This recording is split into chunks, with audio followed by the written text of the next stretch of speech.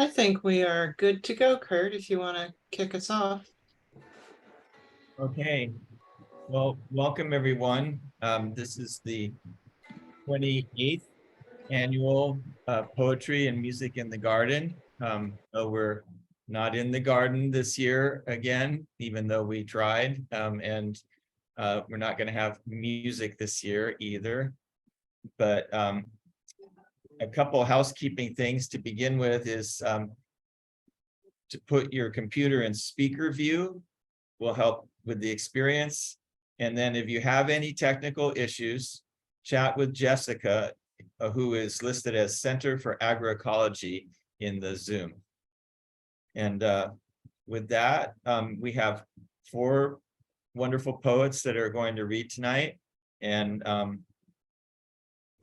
like I said, this is the 28th annual, except for 2020 when we couldn't do it. But the idea from the beginning was to have poetry and music in the garden, to celebrate the garden as a place for inspiration and repose and art.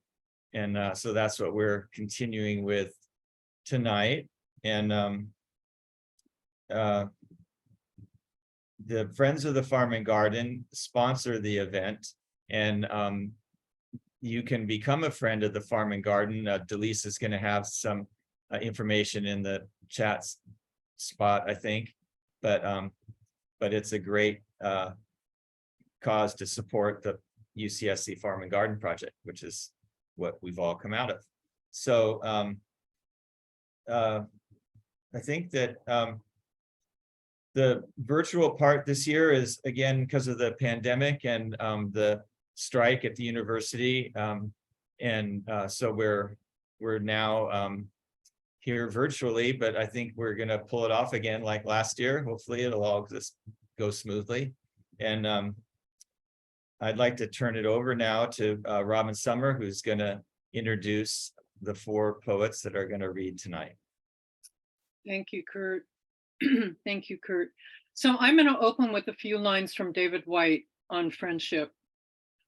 He said, "The ultimate touchstone of friendship is the privilege of being granted sight of the essence of another, just to have accompanied them for however brief a span on a journey impossible to accomplish alone." And so here we are tonight to listen to 4 poets: Aideed Medina, Farnaz Fatemi, Kelly Cressio-Moeller, and David Sullivan. One pronounced quality of these poets that I notice is that they share with the principles of the Friends of the Farm and Garden and Caspis the huge love of nature and a belief in its power not just to grow things, but to also heal things, both spiritually and tangibly. And they equally share a commitment, as we do for the commitment to social justice.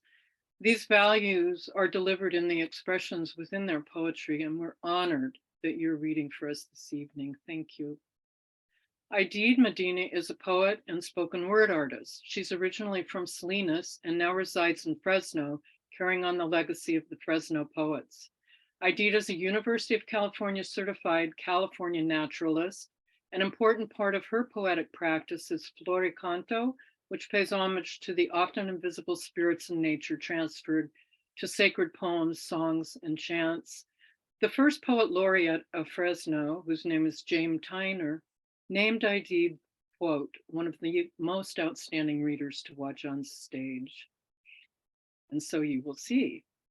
Aideed is a former president of Reforma del Val Central, which is a library group that brings library materials to Spanish speakers.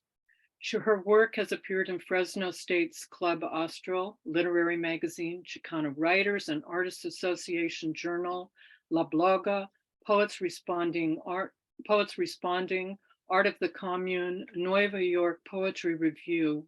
She's composed a collection of original art songs for the Fresno Grand Opera titled The Opera Remix. You can listen to Aideed speak her poem Stone, as I did, and it is amazing.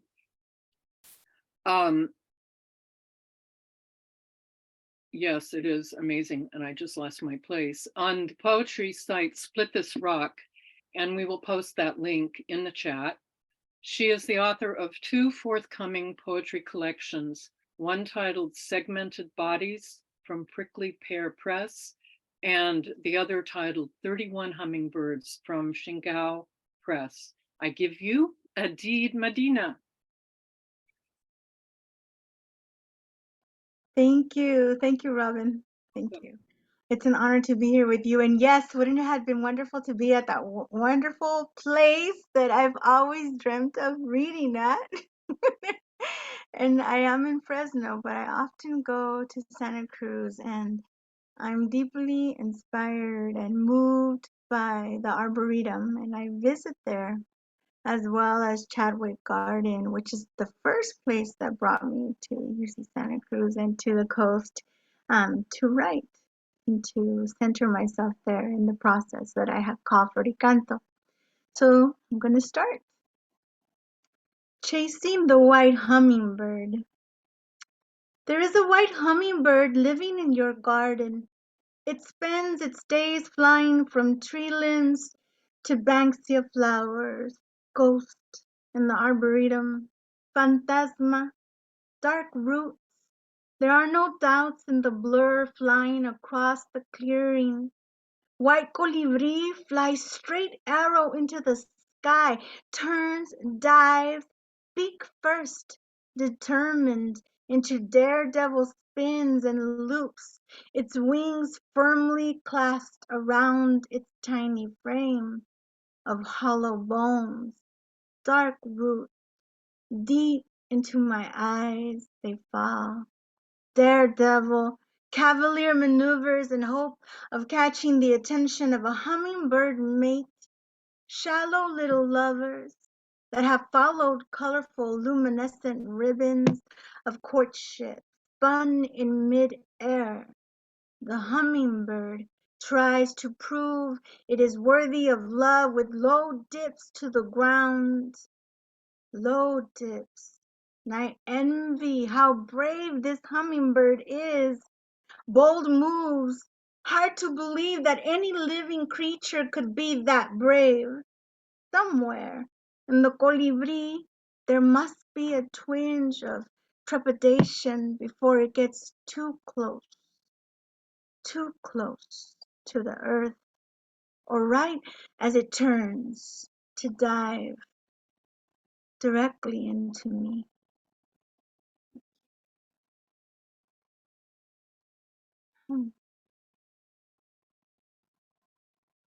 I love that bird, and it inspired 31 hummingbird poems. It kept me coming back to the Arboretum.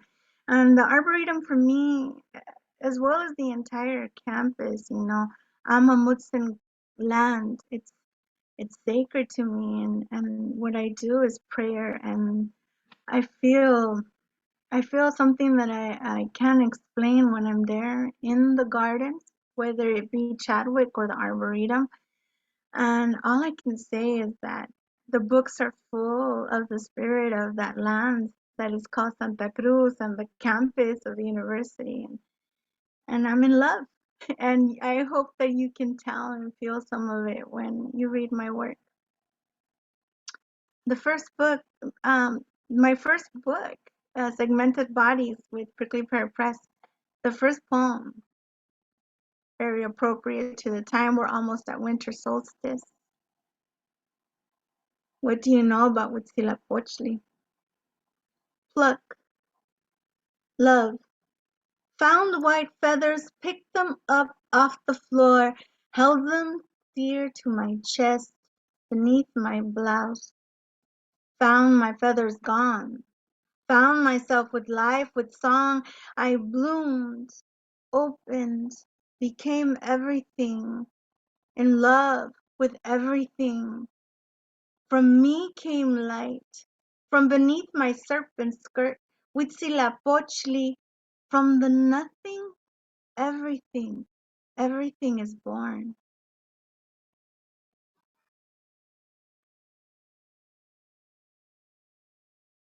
Not everybody is blessed as we are who can travel freely between cities from the Central Valley to the coast. And this poem is dedicated to a very special lady who dreamt of seeing whales. Whale watching in Southern California. Dear United States, you didn't deserve Maria Isabel Solis for 40 years of making your economy thrive, funding vacations to her homeland for all of your passport-holding, margarita guzzling, sombrero-wearing citizens. Maria couldn't go home for a vacation from your clay pan fields, couldn't drive too close to the border without the fear rising in her body shaking. Border walls and bullshit politics ravaged the joy of her final years. Cancer took her life. You gladly took her withholding, her revenue, her labor. ICE has never deported a dollar bill. She cruised the ocean looking for whales, her first and last time out at sea. La migra on her mind, Maria wasn't eligible for treatments, only your low-paying jobs. It said so, somewhere, on a stranger's computer, on an old piece of paper. Maria was always grateful. She was happy to find dolphins that day instead of the advertised whales.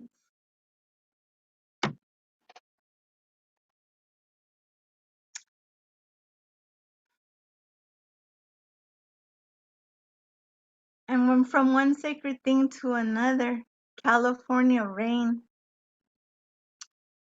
Don't float away. Find something to keep you inland, close to me.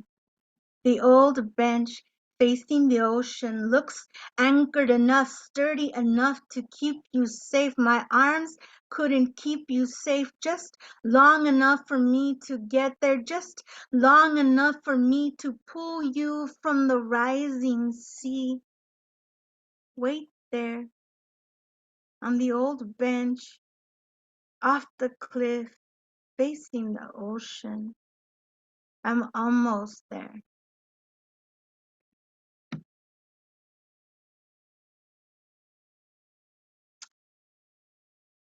And poetry has a musical quality to it, and I'm music is a part of the thing that comes to me with the work when I practice floricanto. Too bad I don't know how to write music.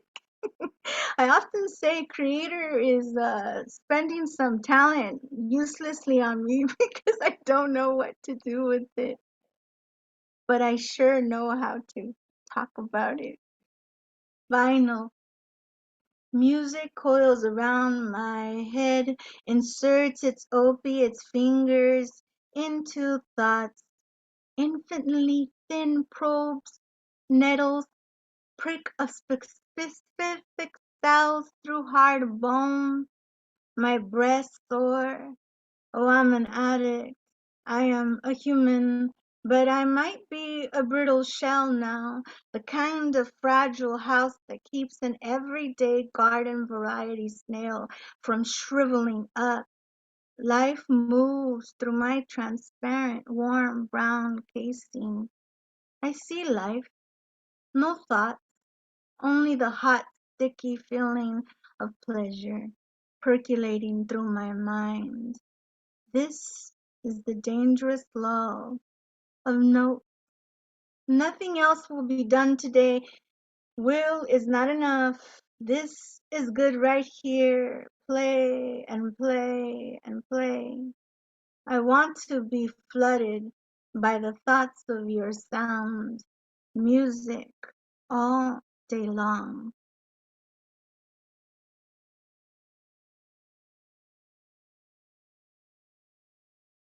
And throughout this entire time that we've been living extraordinary situations, for some of us who are so privileged we didn't know we could live through extraordinary situations. There's the checkup. Checkup. Is your heart sick? Among the everywhere dumpsters? In the heaps of all things abandoned? In the skins of yesterday?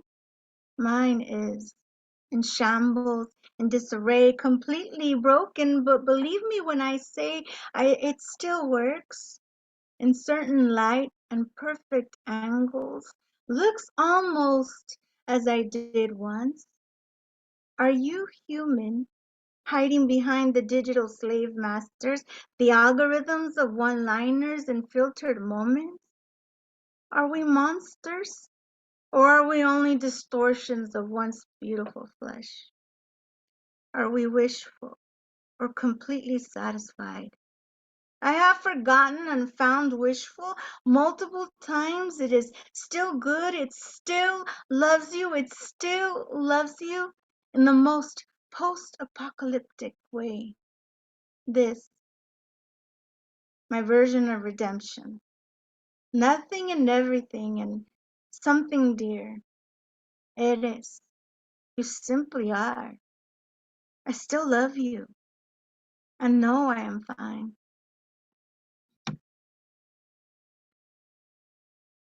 And this is La Corrida. I like to read this because I am from Salinas and this is my life. La Corrida. Es de madrugada.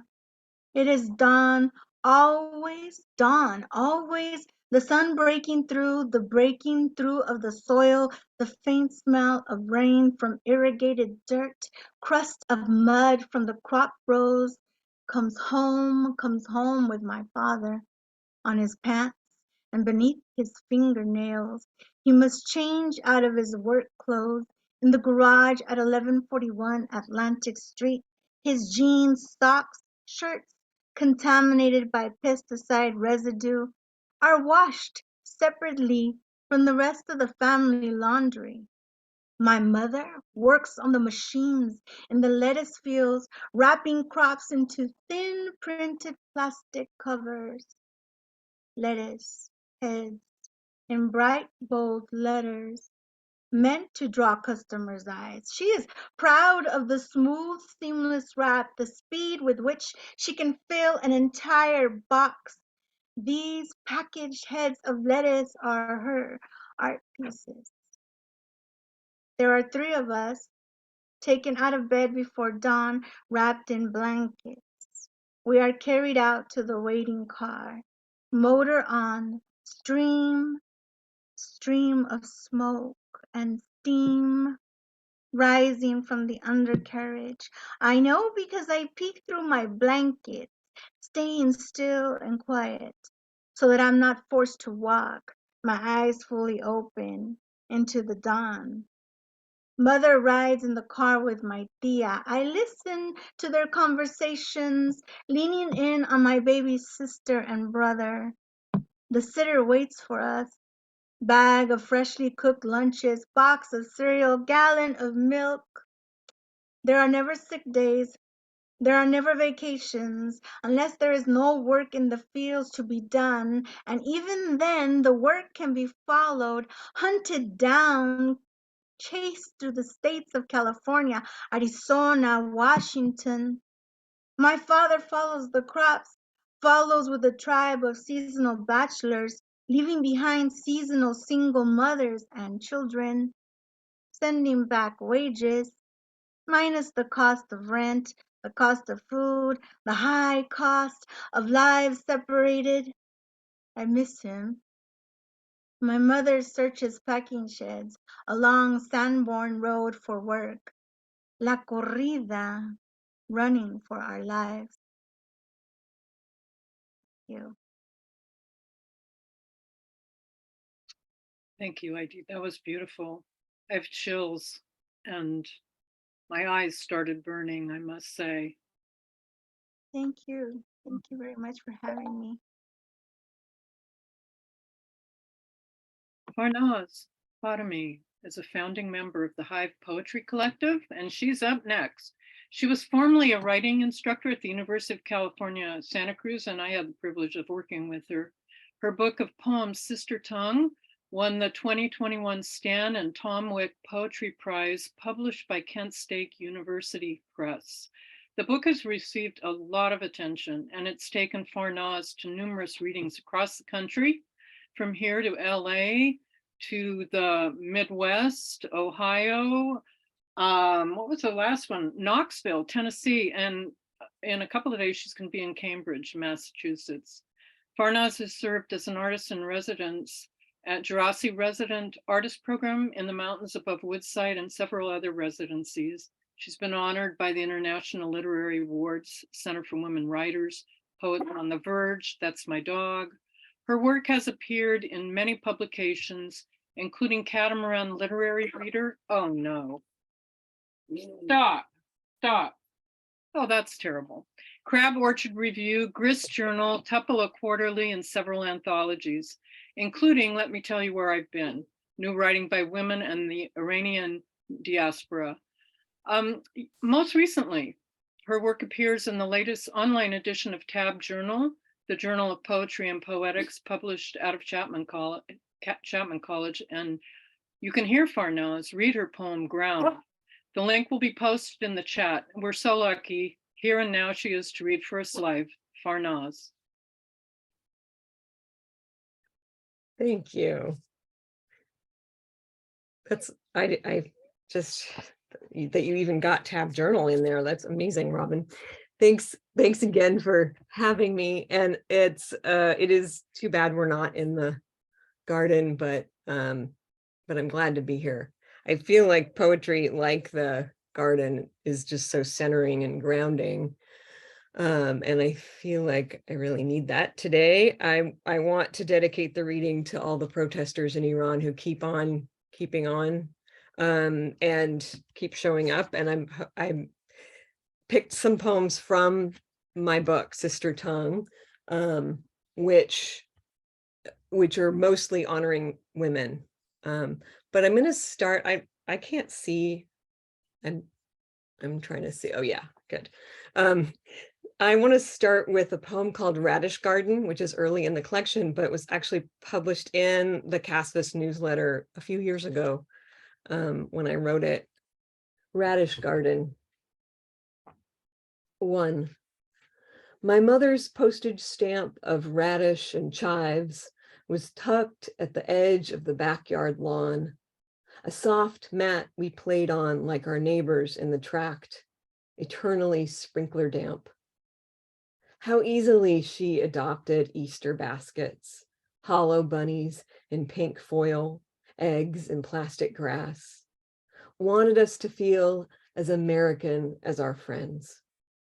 Her radishes breached the soil's surface, their lip-colored tops humming to me about something. I understood she had planted them. She served those spicy round roots, Persian style, with feta and herbs at dinners. My father was leaving, but I hadn't yet noticed. 2. I feel under the canopy of radish leaves in my garden, caress the dirt, curved tops breaking forth, my first success. I bring dozens to my mother, murmur, those radishes 40 years ago, I know you grew them for yourself, but I found them. She planted the Easter bunny in the earth of our household and tended her radish patch in the yard out back. Decades from that house and that yard, I root my hands back into the soil of those years. I ask myself, who do I want to be?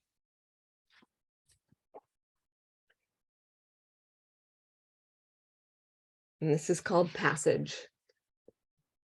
In translation, I am a succulent flower punctuating arid days.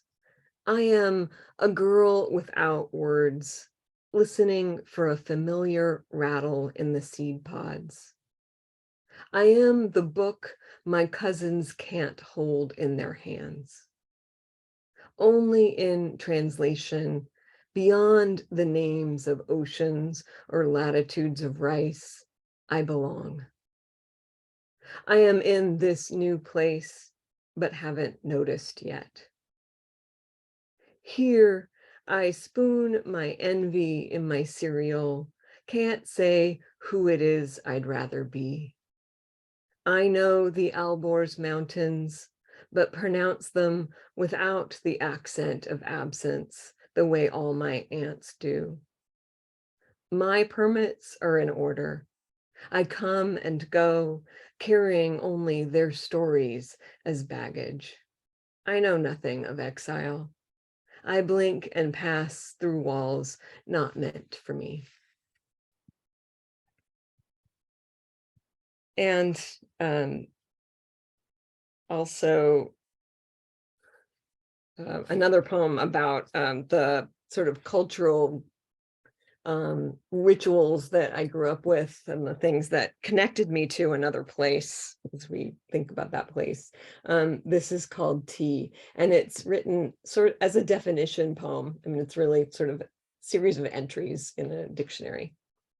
Tea, a widely cultivated shrub of the family Theaceae. A reception, snack, or meal at which tea is served. The drink made by steeping leaves of the tea plant in water heated over a flame. From the 1980s on, definitively not chai, the spiced sweetened Indian drink with added milk. In Farsi, chai. Served in glasses to cup in your palm, though traditional glasses have metal holders for protection.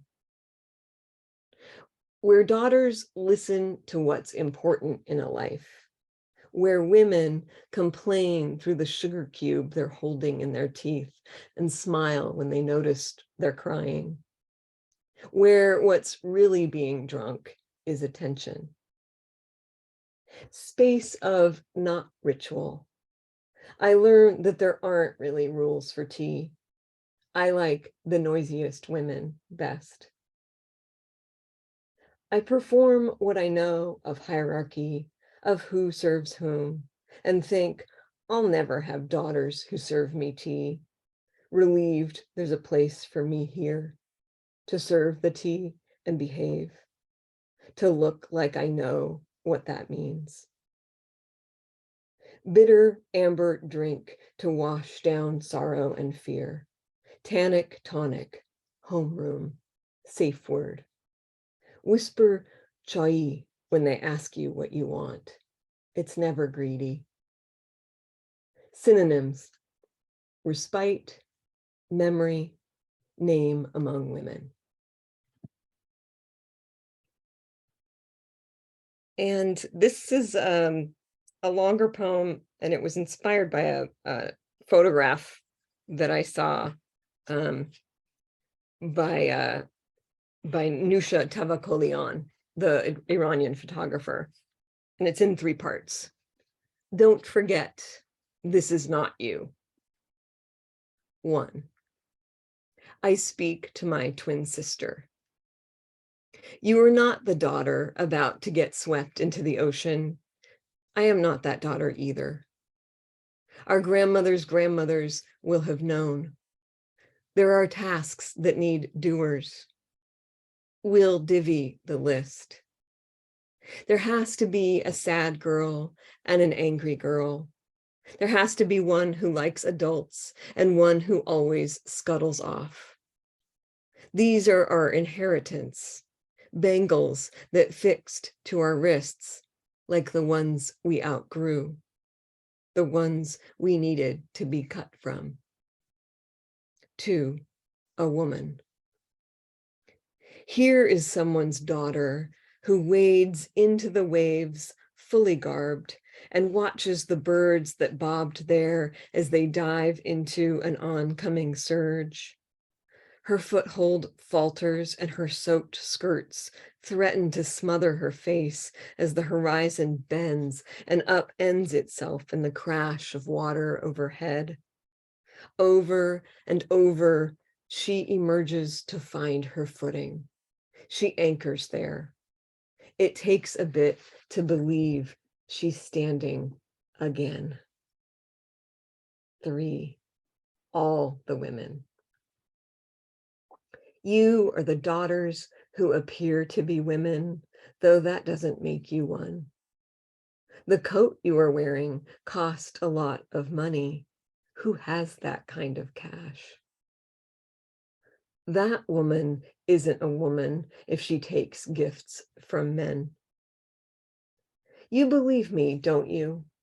You, those nights I wonder about loneliness, your tattooed lip liner and your laughter like a poem line in a poem from childhood. Or you, your sewing fingers, wanting to stitch a chador I would wear for you. You at your stove with a stew, the flavor on my gums of a kitchen I can't fully recall. My heart's chamber keeps refilling with blood. There are others like you, company when I'm in danger of vanishing from myself. You are there to love, so I stay anchored to each of you. You leave the surf to join me for a while, then return. But mostly you hover in between, arriving and retreating, as if to say, no one is ever gone, and no one is only here.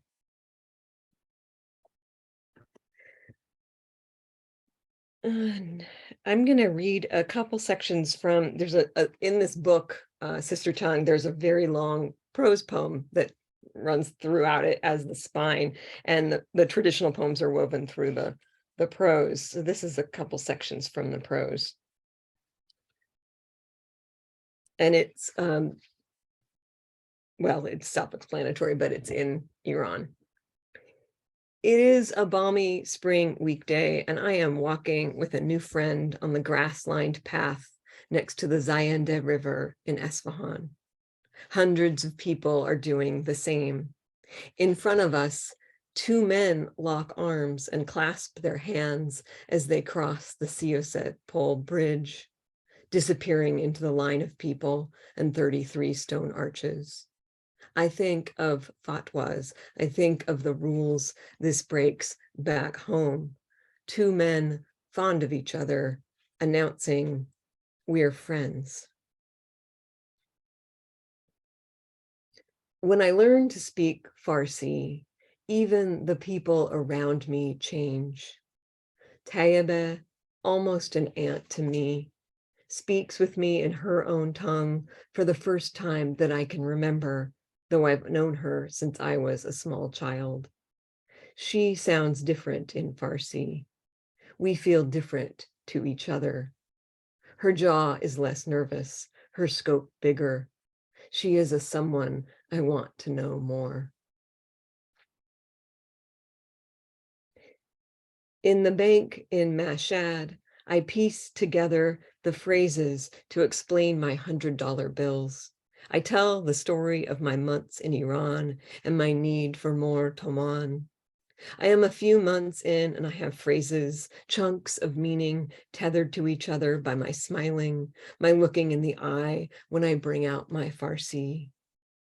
These days, I'm less concerned about my own comfort than I am with that of the person who is trying to understand me.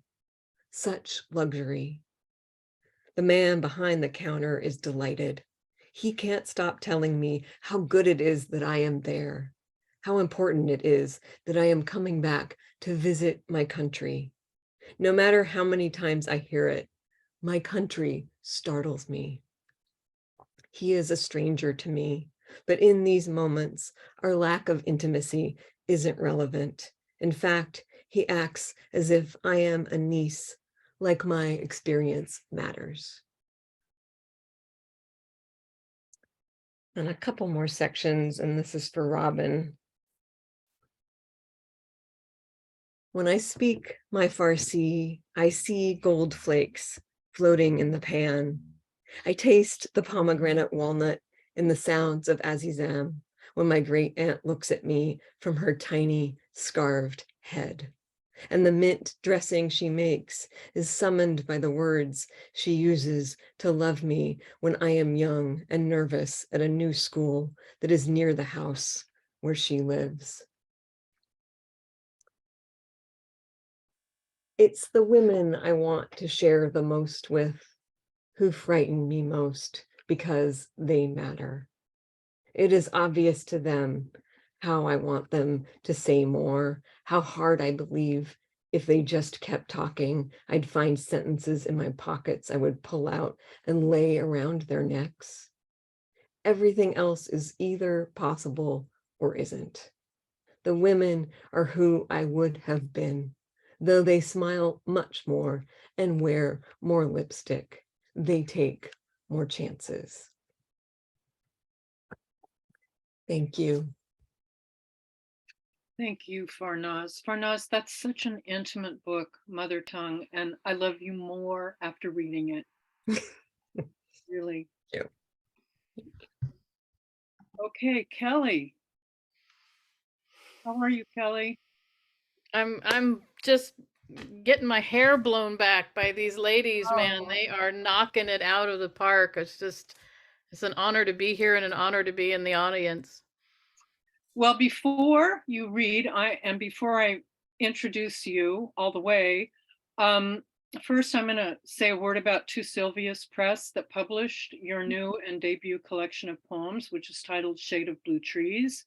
So Two Sylvias Press is a champion of literary intellect, people of poets with an eco-friendly heart dedicated they are to publishing exceptional voices, which you are. And I've watched you grown over the 15 years and see you just really come into that for sure. She was born in San Jose, completed graduate work in art history in San Jose State University. Not only is she a poet, she's also a visual artist and an associate editor of Glasslyre Press. She lives in the Bay Area. Her poems have been nominated for Pushcart Prizes, Best New Poets, Best of the Net, and have appeared in journals and literary websites, including Tinderbox Poetry Review, Crab Orchard Review. Laura Kogan writes that Kelly's poems, quote, pay somber respect to the extraordinary depth of our quotidian heartaches and to the exquisite beauty and fragility of ordinary days. Her work is so inspiring, and her metaphors, they just strike awe in the reader, myself included and especially. So let's give a listen, Kelly. Thank you. Thank you so much, Robin and Kurt and Delise and Jessica running behind the scenes for getting us together and adjusting the program. I know we're all looking forward to meeting, and I have all good faith that our paths will cross in person. I'm going to keep that hope. I'm honored to be reading with Farnaz and Aideed and David. You guys are just knocking it out of the park. As I said, I'm just floored and so honored to be here. So my first poetry collection, and only poetry collection, Shade of Blue Trees, that came out last summer in 2021, and it explores many types of grief and loss, and therefore love, because you can't have one without the other.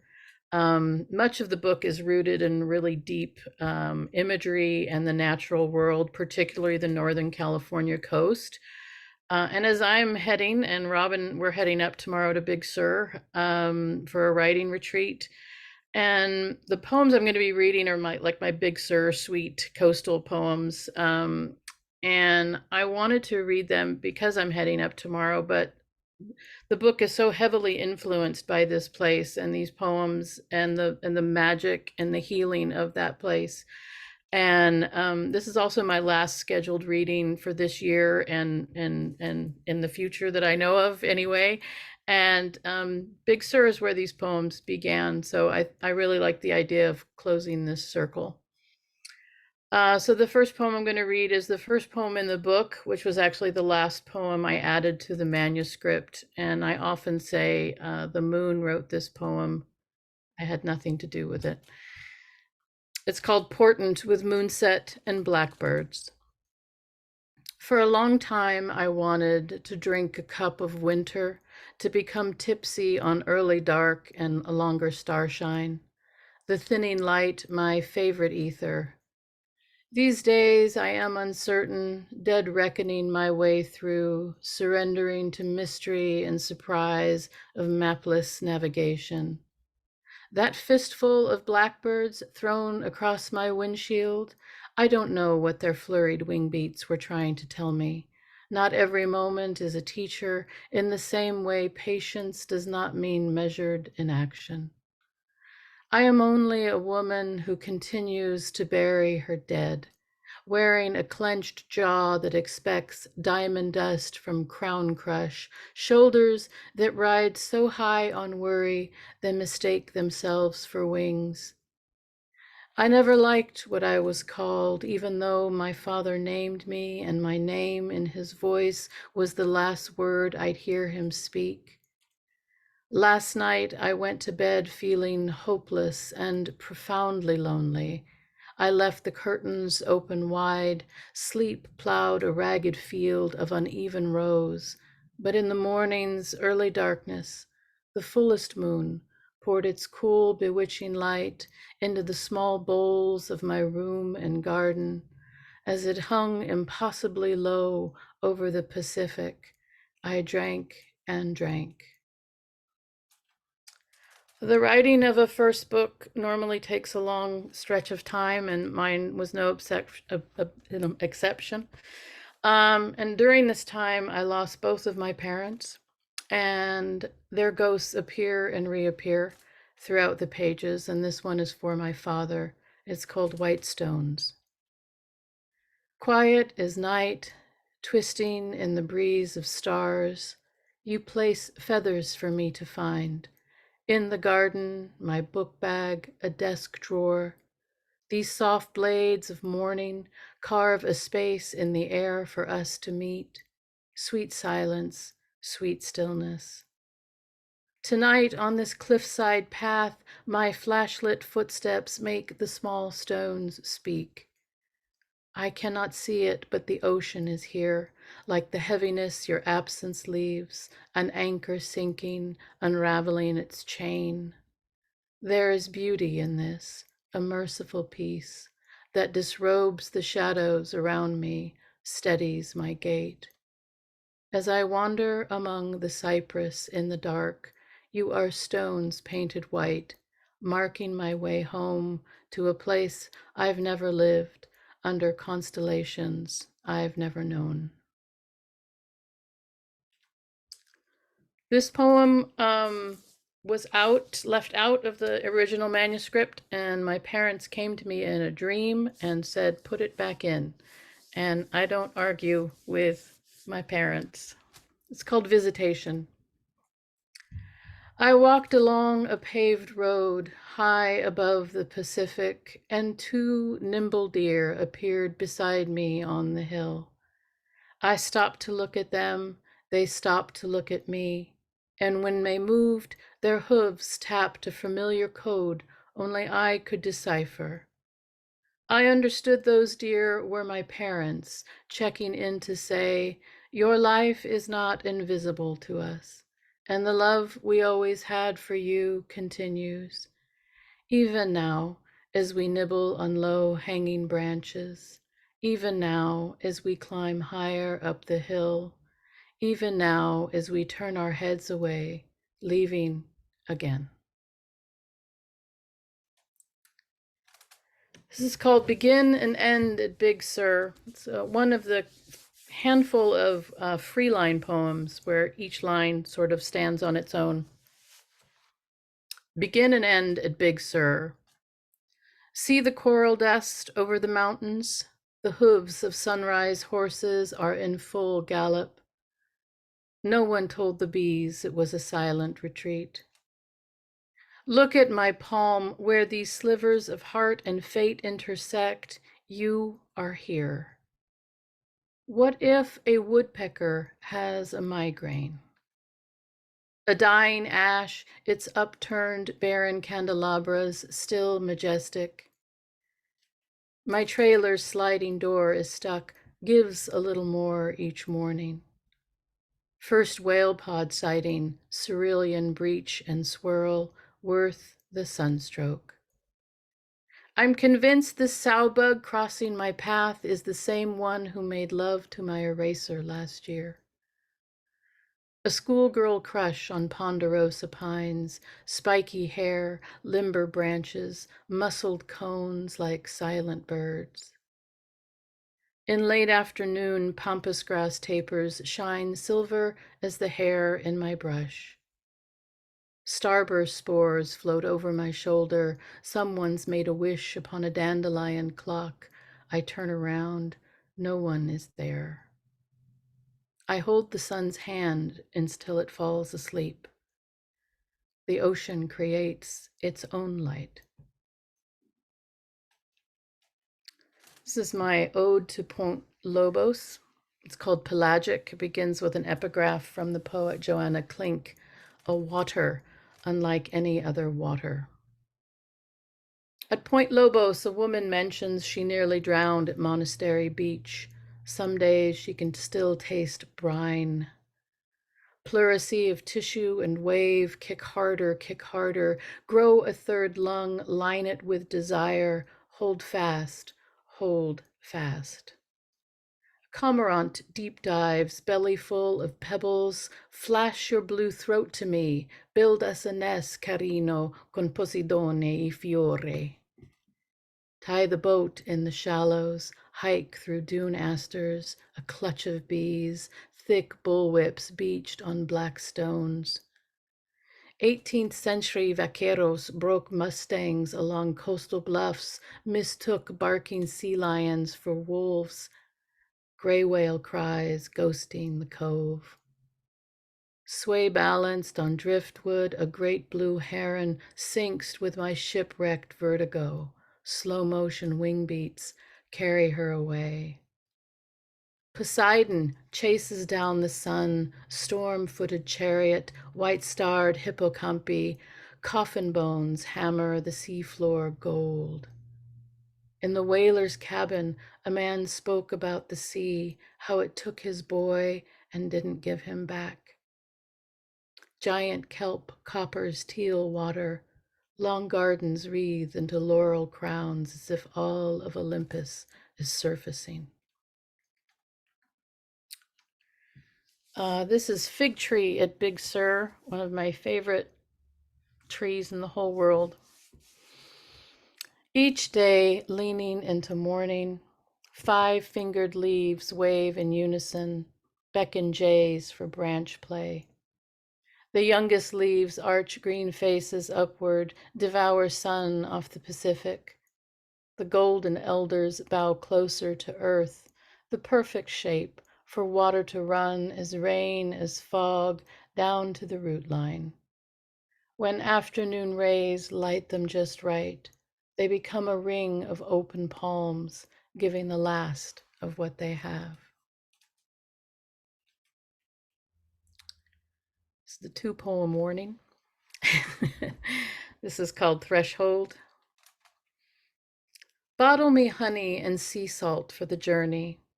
Somewhere there must be green grass and palominos grazing, a cabin with light in the window or the warm scent of cedar. I am lost in a thicket of stone trees. Ancestral ghosts inhabit the bark, their tongues reluctant bells. My hand run over fossil and limestone, trailing distilled language, sacred music. I will make candles from tallow and ash, and set fire to whatever will burn. Sometimes all that remains is rebirth. Play me a mournful tune, O wind harp, in this fallow field at dusk. My ears are deaf to wild bird song. When it returns, I will have something to say. Soon night shall shed its woven husk, bringing brighter brightness. And still I stumble inwards toward the dark, a disquiet doe, threadbare between the sun standing still and the world asking it to leave. I await my turn at the word well. With each sheet of parchment, the skin at my wrists begins to thin. Big Sur stars harbor in my veins. They hold their breath, summoning an ancient silence, an intimacy. The way the moon makes love to the ocean or the mountain mirrors the slope of my father's shoulder as it disappears into the sea. And the final poem is also the final poem in the book. It's called Something to Remember. Darkness does not hunger for anything. It has everything it needs. The ribs of shadows are fat with secrets of the living and the dead. It never wallows in loneliness, never says, leave a message for me if you can. It doesn't care about your tongue of honey and stars, your breath of apples and wine. It's busy quilting corners of indifference and will return again and again. As you go from room to room, cloaking your mirrors for winter, let the coldness you feel at the nape move in like fog, shawling you in her gown of gray beads. Listen when she whispers, if you are patient, your eyes will adjust to the dark. Thank you so much. Beautiful, Kelly. Thank you so much. You know, the books are for sale, and we do have a link for how to buy them and where to buy them in our chat. And speaking of the chat, we wish, all of us wish we could see the audience, our beautiful audience, and want you to know that if you have any questions for the poets after David reads, to put them in the chat, and then Delise is going to field them. So please, yeah, there we go. Please feel free to send questions. Okay. And so David Sullivan is our last poet, our final poet, and which is really appropriate because I think he is our Santa Cruz Poet Laureate, and this is the last month of that very honorable service. So David, I'm going to read something first that Joseph Stroud said about your poetry, the late and beloved Santa Cruz poet, Joseph Stroud. He noted that miracles surround us, but for many of us, they're invisible. Quote, sometimes it takes a poem to wake us to the miraculous, that they may be received. David Sullivan, Stroud said, is a master of that kind of poem. So we're honored tonight to introduce you, our poet laureate, in your final month. During this year-long tenure as poet laureate, David launched a project called Agents of Change, Art and Poetry Project. His first book of poetry, titled Strong-Armed Angels, was published by Hummingbird Press, and 3 of its poems were then read by Garrison Keillor on the Writer's Almanac. His second book was a series of poems concerning Iraq, the Iraq War, Every Seed of the Pomegranate. His book-length series of poems titled Black Ice bears witness to his father's dementia and death. The chapbook Take Wing, about his mother-in-law's cancer, won the Mary Ballard Award. Forthcoming is David's book of poems about his year as a Fulbright lecturer in China, and also a long narrative poem about the friendship between a US soldier and an Iraqi interpreter titled Night Jars. His accomplishments as a translator as well include co-translating the work of young Chinese poets and young Iraqi poets. And then he has something cooking, the ekphrastic poems about Bruegel and Bosch in the anthology titled The Painted Word, which is still looking for a publisher. So I encourage you to check out David's website. It's quite beautiful for information on these diverse projects. And the link to that is going to be posted in the chat, and you can also purchase his books through that link.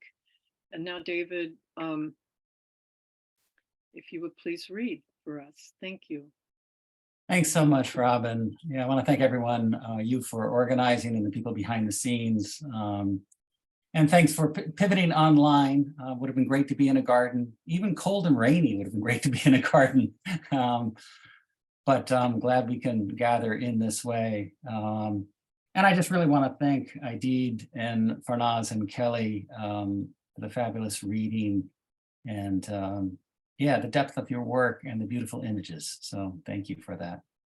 I thought tonight I'd read from my most recent book called Black Butterflies Over Baghdad. After I finished my book, which was half about US soldiers and citizens in the Iraq War and half about the Iraqis, I developed some friendships with Iraqis, and they kept sending me things like images, artwork, poems that they wanted me to co-translate. And I just felt compelled to keep writing. So Farnaz's work about Iran, which is so important and it's great, it's getting such press.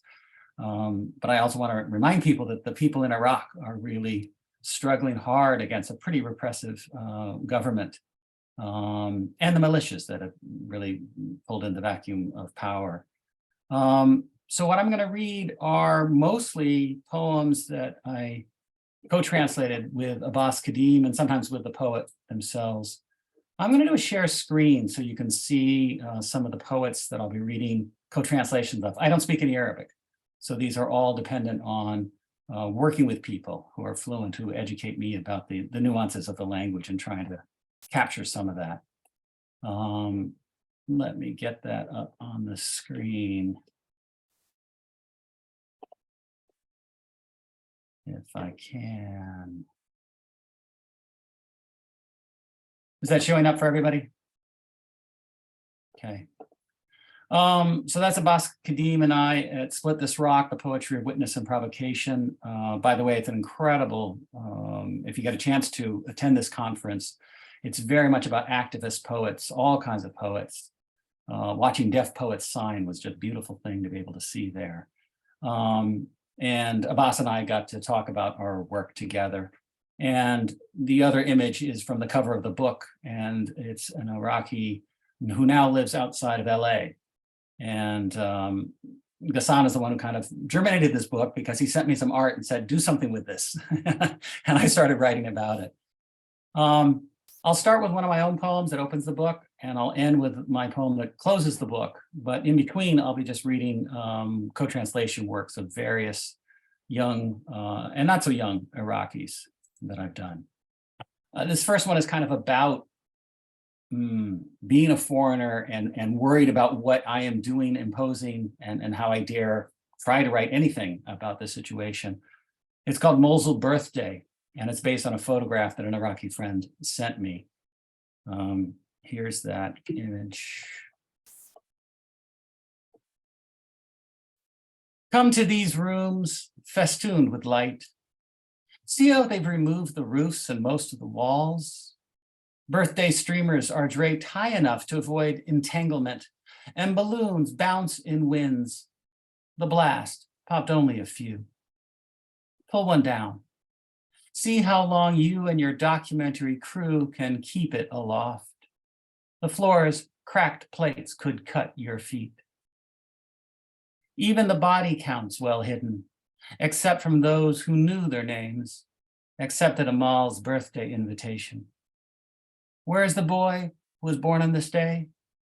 He's that mark on the far wall beneath the black balloon. Never knew what hit him. Elegant to have those who would have mourned hardest die with him.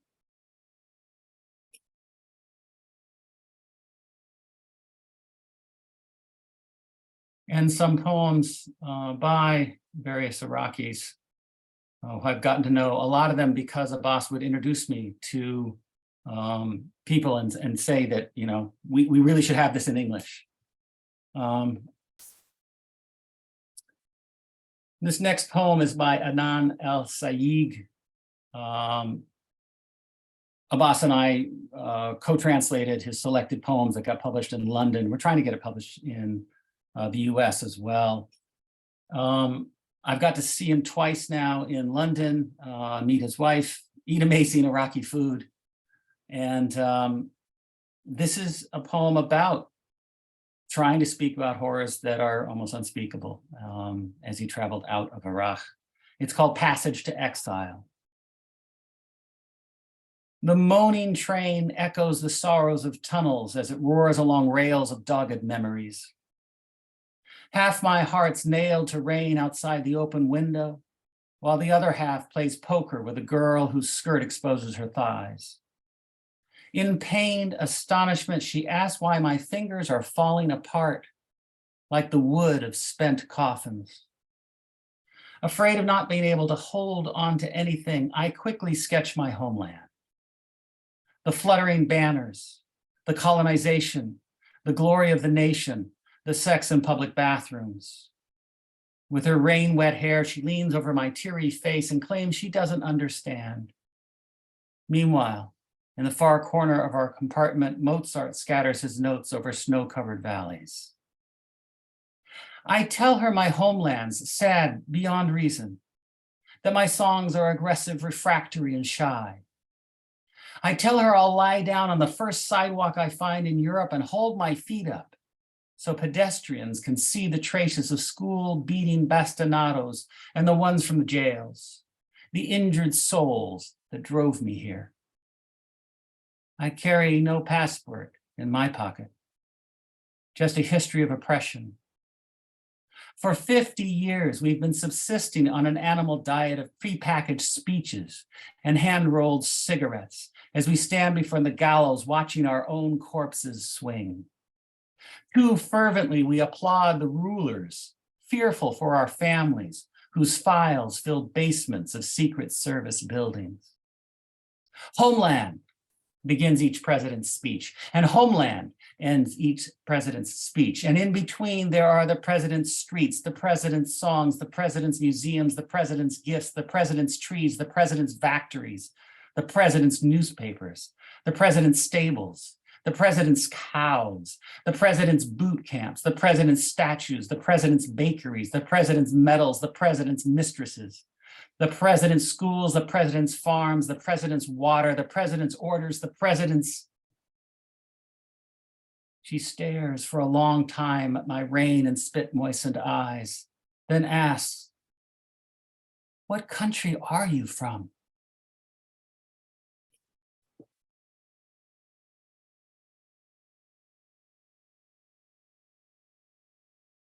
Adnan is an older poet, well-known in Iraq, but I've also got to meet some younger poets.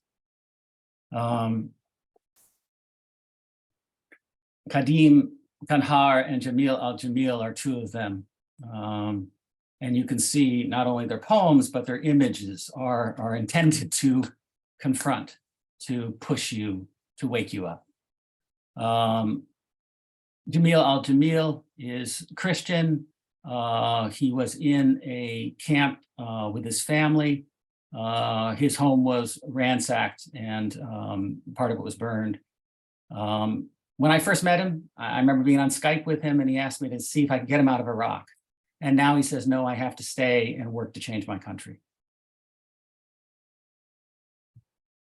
This is a poem called Paleness of Time by Jamil al-Jamil. I bribed the civil registration employee so that I could surf your family's civil registry. In the 70s, you and your friends gazed at the sky and dreamed of free pizza. In the last few months, you searched for a man who held the sea in his right hand and wrote reports about drowned sailors with his left. On the 7th of January, you wrote my name on a scrap of brown bread while holed up in an Australian quarantine facility when my silence echoed too loudly. Finally, I invited a grocer and told him about you. He halved an apple to reveal your tiny form dancing between wobbly sections. Then I paid another bribe to the civil registration employee to erase all records of you from home and country.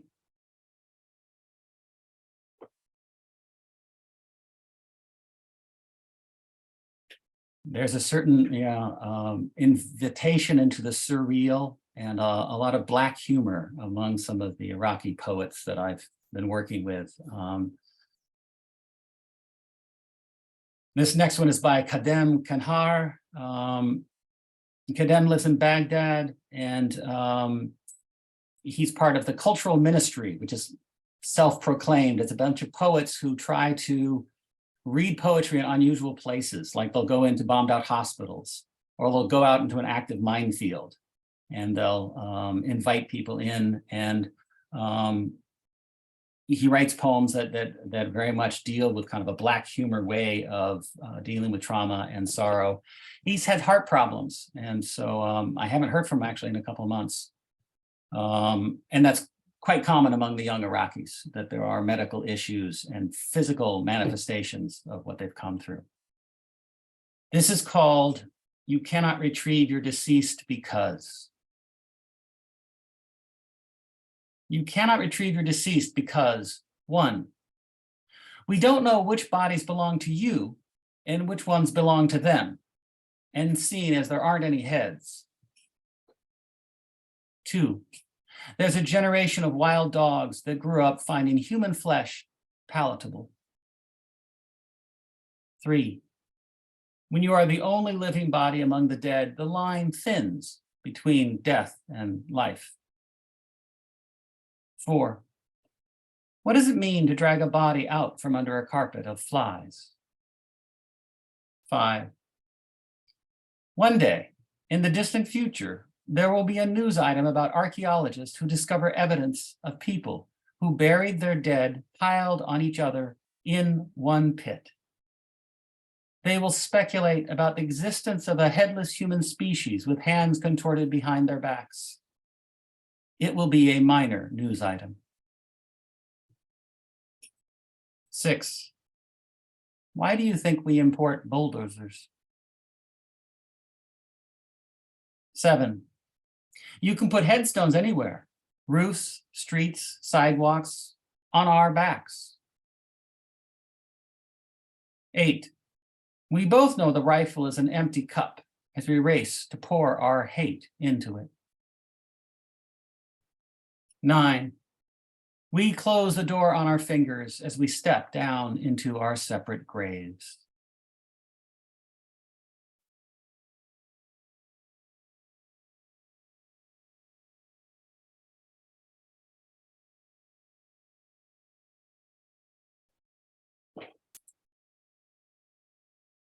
These are some of the other poets that are in the collection.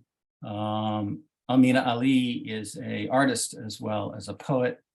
The artwork is by Hanan, and one of those images is in the book that came out, and he'll do these dramatic kind of collages of soldering up images from the West with images from Iraq. I'll just read a couple of shorter poems. This one's by Aboud al-Jabiri. It's called A Phantom House. Be sure to lock the door, you say every night, like a merchant instructing his son. Maybe it's because you fear my ignorance about the minutiae of this house, which has no doors, no windows, and is occupied by no one. And every night I train my curled in fingers to knock on empty air, hoping I'll stumble on the front door so we might finally die.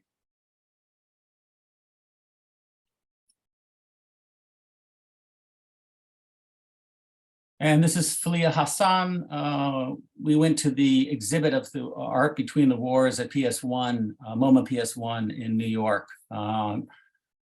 Falia lives in New Jersey, so she came up and we got to spend the day together. This is the last poem in the co-translation. I'll read one more of my own. It's called Unreachable. Oh my God, this poem. Whenever I try to make her stand on the side of reality, she flutters like Marilyn Monroe's dress in men's imaginations. I tell her to stick to one meaning, but she defies me, dons another interpretive mask. When she's asked to describe the battlefield, she looks for smudged kisses on the collars of soldiers married to trenches by fear and hopelessness. If they were to be shelled and their bodies scattered everywhere, her words would break apart. She hides behind symbolism to avoid the children's horror at the rain of bombs as they huddle against remnants of walls. Hides so her cheeks don't ache like a mother's where hot tears once poured, leaving dry riverbeds as they waited and waited for letters from absent sons. She doesn't risk thinking, doesn't believe in truth, and won't pay attention to my damaged life, crushed in the machine of days. She's trying to make her words beautiful by sprinkling rose water on an erupting volcano. She's way too comfortable with death, even praises him. She summarizes loss, darkness, combustion, destruction, chemical weapons, black banners, coffins, skinning, deprivation in orphanages, curfews, warning sirens, barbed wire, tanks, thrumming planes, explosions, murders, blood scrawled on sidewalks, death, ashes, displacement, emptiness, charred bodies, mass graves, coffins, booby traps, yelling, sadness, anger, hunger, thirst, vigilance, slapping. Summarizes all this with one word: war. While I stand in the middle of the mess, body jumping from death to death, all for nothing. I'm just trying to let the poem come. And after all this trouble, it's cobbled together only imperfectly.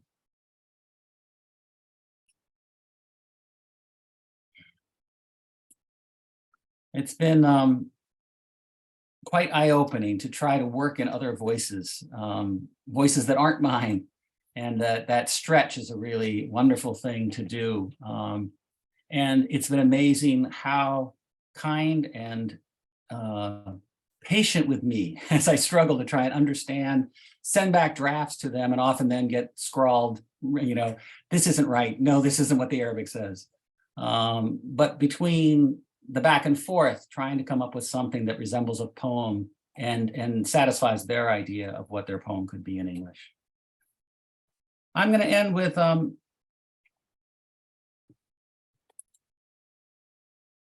poem about a painter. Sawar Baran is a wonderful painter.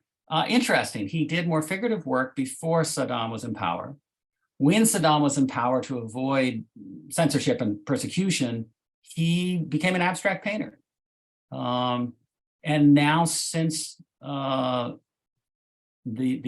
post-invasion, he's gone back and really trying to document a lot of the horrors and atrocities of the Saddam years and of the post-invasion and what's happening. This is me kind of imagining his detailing and trying to get through situations in which the authorities do not always look kindly on artists and what they can do. It's called Interrogation. It's in two voices. Why have you hidden the man's face? The paintings of the horse, not the man. Why is his cuff frayed? Does he represent the poor? He's a farmer. He is poor. Why did you paint the horse with nostrils flared? Horses widen their nostrils when smelling. Well, why is its teeth bared? It's lipping up the fig from the man's hand. Why does the horse's cheek strain? Its muscles are working, extending around the brown fist of fig. You've shown the ribs of its chest. Yes, a horse has ribs. Its eye seems crazed. Crazed is in the eye of the beholder. But it looks out of the canvas at us. While I painted, the horse noticed me. Then you admit it's about duplicity. It's about a horse, a fig, a man. You've left out the artist. I try not to be in my work. So you admit you're in hiding. I admit it's a painting. Do not leave the country in case you're wanted for further inquiry. Then do not take the country from me. What was that? Or the horse, or the man. Do you want to go hungry? I want to grow kinder. Thanks, everyone. And thank you to the poets. Just to let you know, the chat is now enabled. It wasn't, so if you have questions, write them out, send them our way.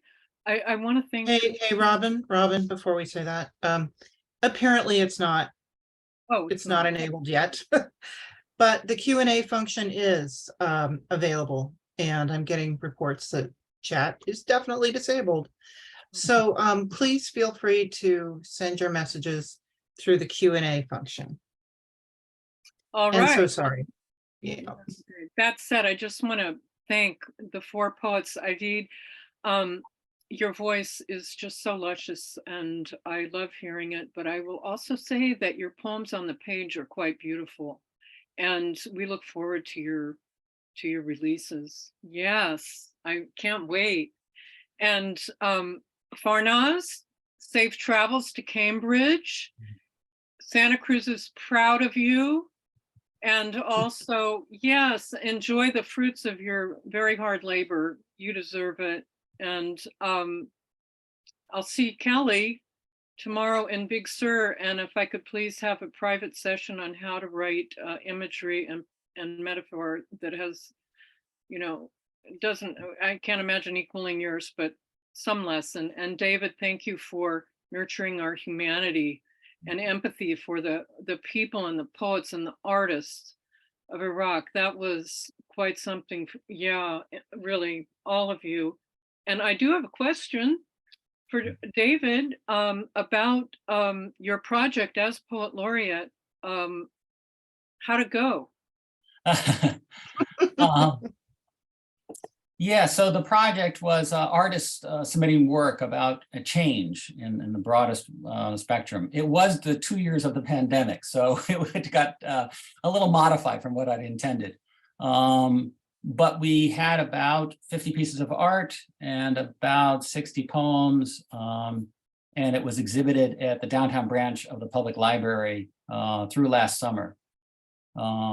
So yeah, it was very successful. We did a reading there and really wonderful to see artists and poets coming together, kind of a number of diverse voices being expressed in multiple languages. So it was wonderful to do. And happy now that you'll probably hear by next week who the new poet laureate is. I can't say anything yet. No? But we have chosen the new poet laureate. Oh, awesome. And probably we'll do a co-reading in February. That's exciting. Yeah. So, good. We look forward to it.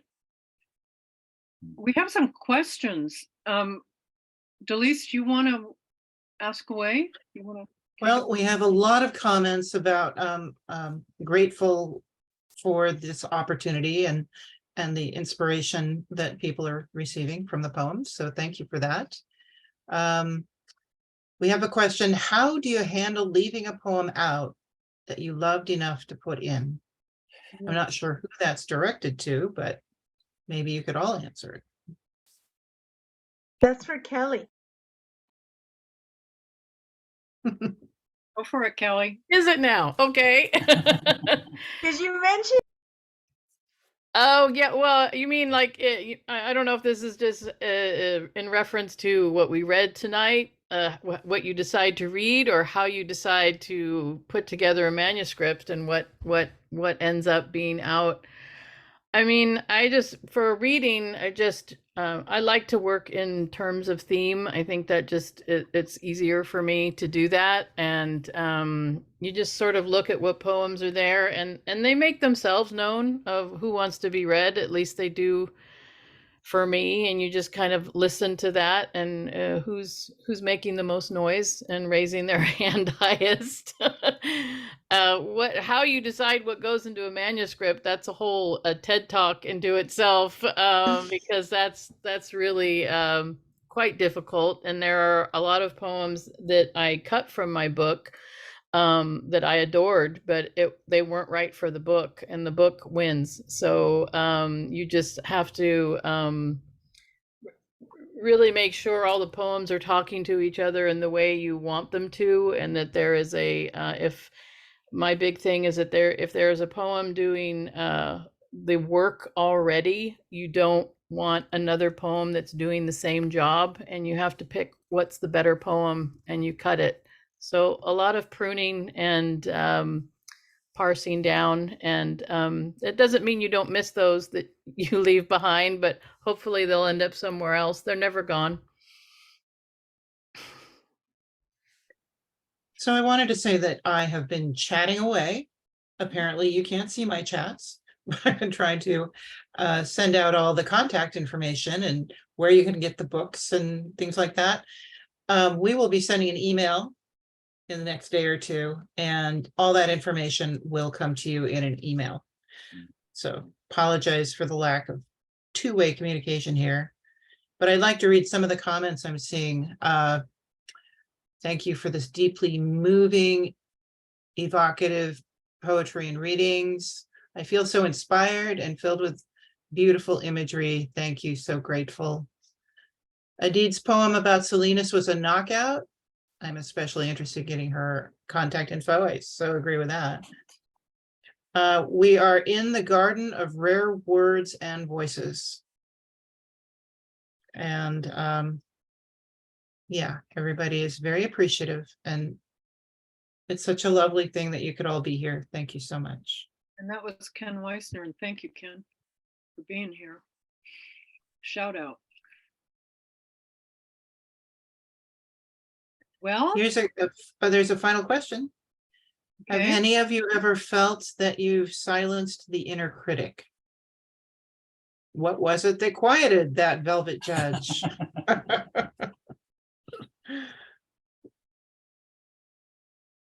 I would say good luck to totally silencing the inner critic. Yeah. What I say to my students is that, give that critic a role, but a minimal role in your life. That the critic can enter the room at the 10th hour and make corrections.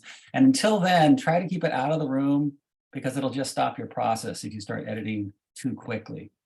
I think we've all got it, and we all wrestle with it. And continue to wrestle, because the poem still looks stupid when I first write anything. Yeah, I know. I want to add to that, because some of my voices from inside are not my own voices. They're Right. voices that I've picked up along the way. I was told many times, unfortunately. I mean, what can I say, right? People are human, and they have their prejudices and their biases and things, and I can't, as a child, I really couldn't do anything against it. But I had a second grade teacher who worked very hard to convince me that I was just some dirty little Mexican girl who couldn't write poetry. And she did I don't know why she invested so much time in that, but and other teachers that I encountered, and administrators, and people who told me that I had no business writing poetry, and that what I was writing wasn't poetry. I was accused of plagiarism at 9 years old. I was 9 years old, and how could I write? And so I have to constantly tell myself that my words are important to me, and therefore I have to say them. And once they're out there, it's up to anybody else's. Art is subjective. You make your own decision. And I heard someone say a very wise thing at a council meeting the other night. They said, it's what's in your heart that will allow you to interpret what you see and read. So your interpretation tells more about your heart than what the artist did. And I was like, yeah, no. And so that's what I tell my inner voice to you. I'm like, you're the devil and you're lying, whatever.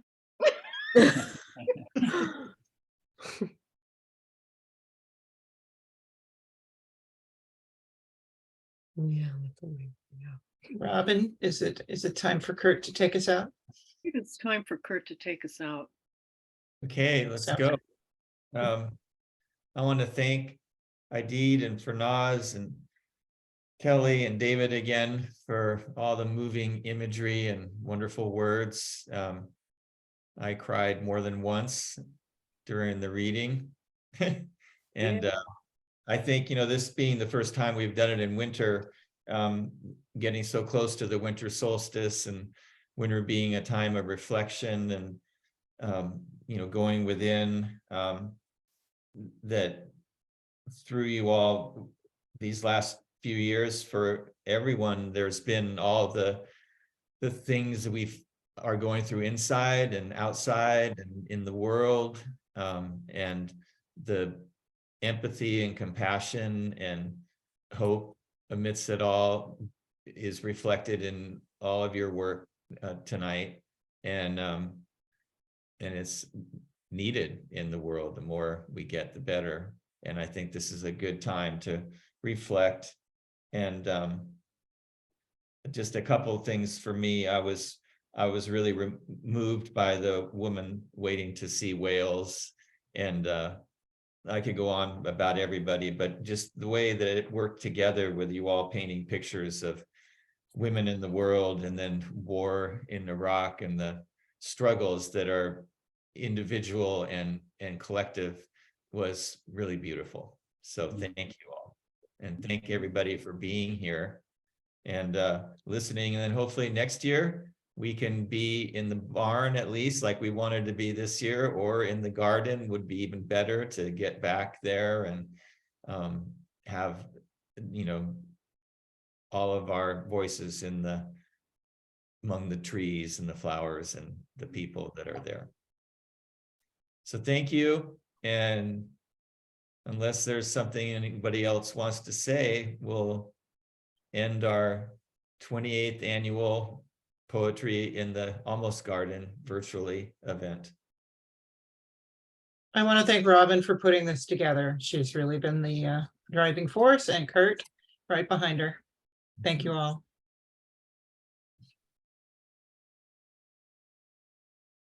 Good night.